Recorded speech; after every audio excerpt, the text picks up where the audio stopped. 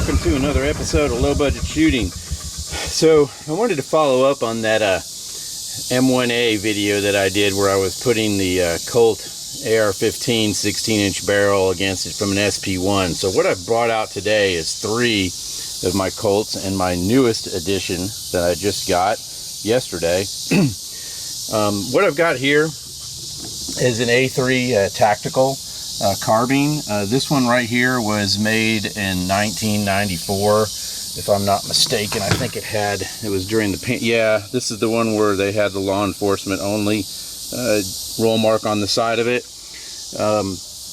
This is obviously an A2 style, and this was a flat top, and I put the bar on it so that I can have a Seymour sight. And this is also one where I can co-witness. So today everything that we're going to be doing is shooting iron sights. And as you can see, it's 197 degrees out here with 98% humidity, and I just brought these out of the air-conditioned room, so I'm letting them all acclimate.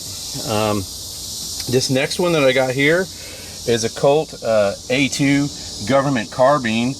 This is a GC serial number, and it's a low one. It's got a 00 after it.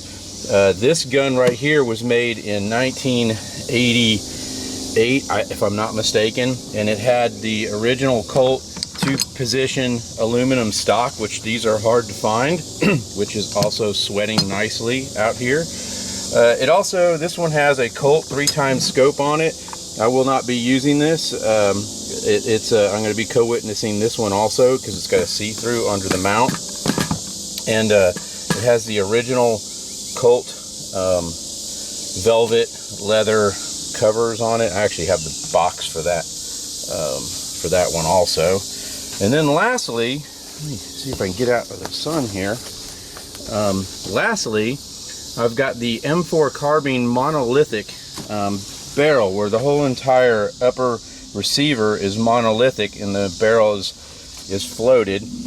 This one, I just picked this one up, and this one is rare, and boy, these things are sweating. This ought to be really interesting to shoot this today, man.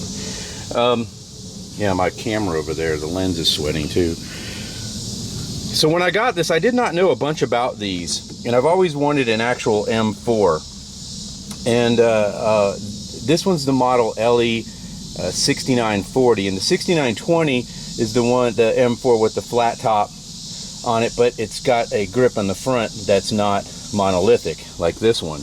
What I found out is this was made from like 2009 to 2012 or 13. This one's a 2011, and what ended up happening is a company named Lewis Machines, I'll put it in the bottom, had patented this, and Colt wasn't doing it. They weren't paying for it.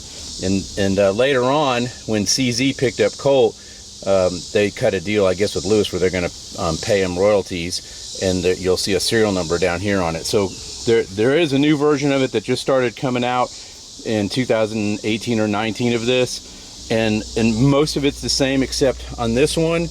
This one has a really nice sight on the back of it that pops up.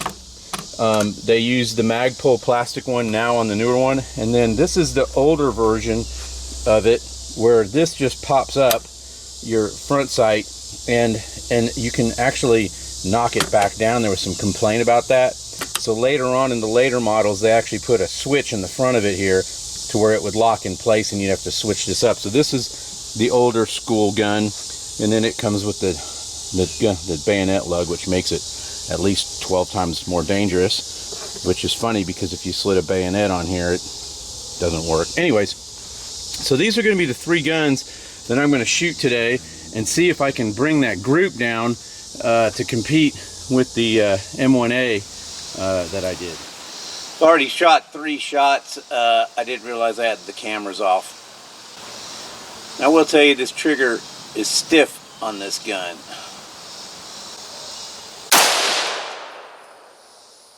Alright, one more. Okay.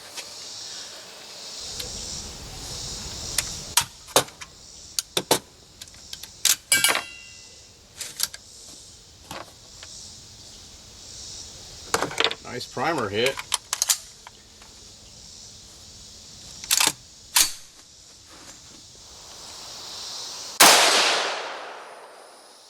right, that was 5.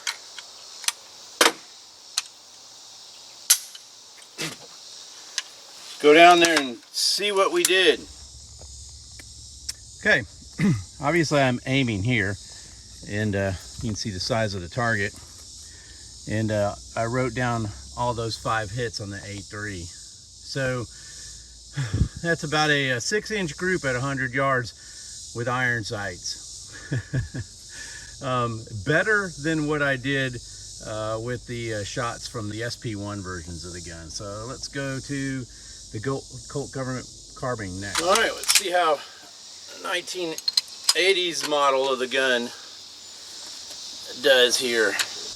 Also, one interesting thing on this too, this is a slab side. This was before the A2, so it had some of the very first A2 items with the foregrip ring on it, and they put the forward assistant bump, but they were still using the SP1 slab side on it.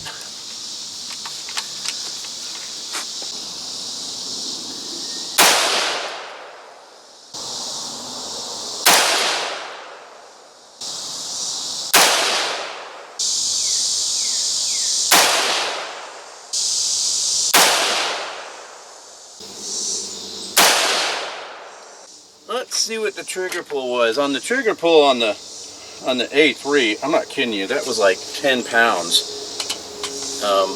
Let's see what it was on this.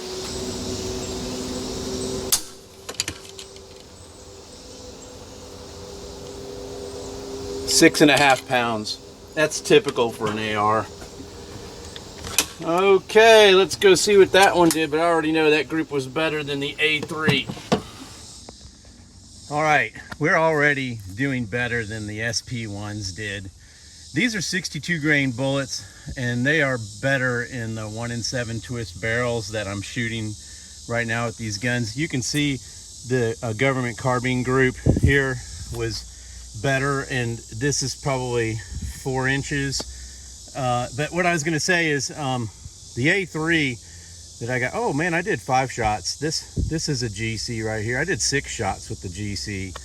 I'll have to mark that. So anyways, this is a 10, this thing was like a 10-pound trigger. This is 6.5, and it definitely helped. I could feel it, just felt a lot better. Let's see what the M4 does. So before we get into the M4 here, I want to thank one of our sponsors, SDI.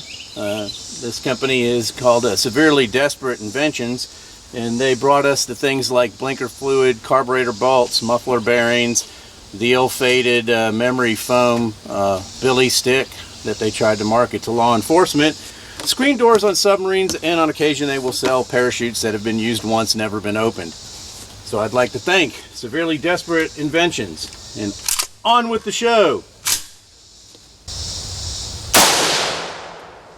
Nice trigger, very crisp.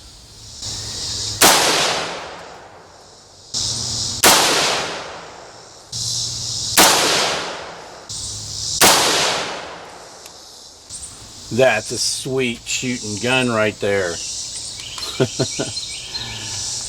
Yeah, these guns are definitely more competitive with the Springfield M1A. Let's see what this one does. Oh, the trigger's better on this too. This is a 4.5 pound trigger.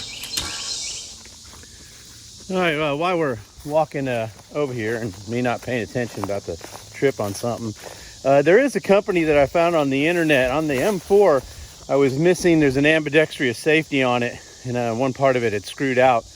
Man, they're hard to find, original Colt ones for the M4.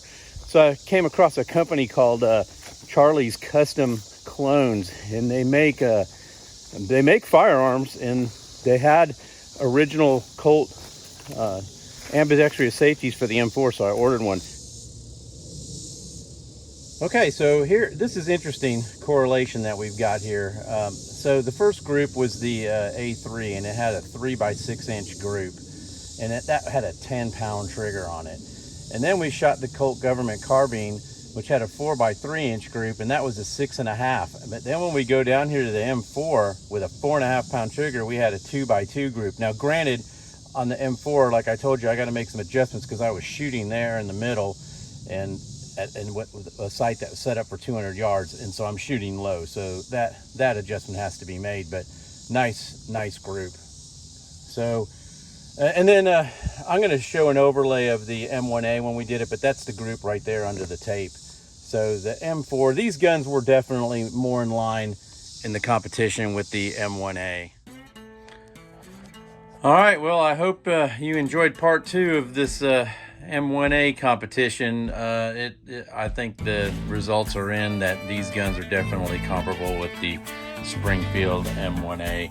I really do enjoy this M4. This thing is a sweet firearm, I gotta tell you, and I'm gonna have to do some work on the trigger. Anyways, hope you enjoyed watching. If you enjoyed the content, subscribe below and shoot safe, and we'll see you on the next one.